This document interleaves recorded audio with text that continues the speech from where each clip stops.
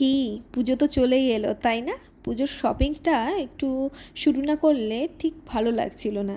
তাই চলে গিয়েছিলাম বরের সাথে একটু শিলিগুড়িতে। বেশি কিছু কেনাকাটা ছিল না, অল্প একটুই ভাবলাম কিছু কেনাকাটা করে নিই। তাই দেখো বেরিয়ে পড়েছি। বাট জানো তো, বেরোলাম তখন কোনো বৃষ্টি নেই। শিলিগুড়ি পৌঁছতে না পৌঁছতে দেখি পুরো হাওয়া, ঝড়ো হাওয়া চলছিল, জানো তো। তারপরে একটু ভয়ও পাচ্ছিলাম, আজ মনে হয় শপিং আর করা সম্ভব হবে না। তারপর চলে গিয়েছিলাম শেঠ শ্রীলাল মার্কেটে। সেখান থেকে টুকটাক কিছু কিনেছি।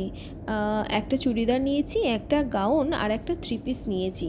তারপর ভাবলাম আশেপাশে খুব সুন্দর না ফ্রুট মার্কেটও ছিল, তাই ভাবলাম বেশ কিছু ফলও কিনে নিই। তাই দেখলাম সেখানে না পেয়ারা আর হচ্ছে কমলালেবুগুলো খুব ভালো ছিল, তাই ভাবলাম ও দুটোই নিয়ে নিই, ভালো লাগবে খেতে। আর সেখান থেকে বর যখন 20 টাকা ফেরত পেল, সেটা আমার পকেটে আমি পুরে নিলাম। যতই হোক, বরের টাকা মানে তো আমারই টাকা, তাই না বলো? আর তারপর যখন শপিং টপিং হয়ে গেল, বরকে ব্যাগগুলো ধরিয়ে দিলাম। তারপর সেখান থেকে সোজা চলে গিয়েছিলাম পার্কিংয়ে। পার্কিংয়ে যেতে না যেতে আমার না খুব খিদে পেয়ে গিয়েছিল।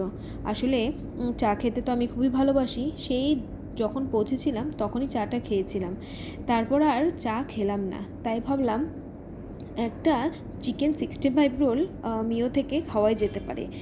তাই বাগডোগরার বিহার মোড়ের কাছে যে মিও মোড়টা রয়েছে, চলে গিয়েছিলাম সেখানে। সেখান থেকে নিয়ে নিয়েছিলাম একটা চিকেন 65 রোল। আসলে বর বললেও খাবে না, তাই একটাই এনেছিলাম। আর চিকেন 65 রোল না যেন আগে খুব ভালো লাগতো খেতে, এখন না টেস্টটা না কীরকম যেন হয়ে গেছে, খুব একটা ভালো লাগে না খেতে। সে যাই হোক, খিদে পেয়েছে তাই পেট ভরে খেয়ে নিলাম। আর হ্যাঁ, তোমরা পুজোয় কে কটা ড্রেস নিলে কি নিলে অবশ্যই আমাকে কমেন্টে জানাতে ভুলো না। আজ ভিডিওটি এখানেই শেষ করছি। টাটা, দেখা হবে আবার কোনো নেক্সট ভিডিওতে।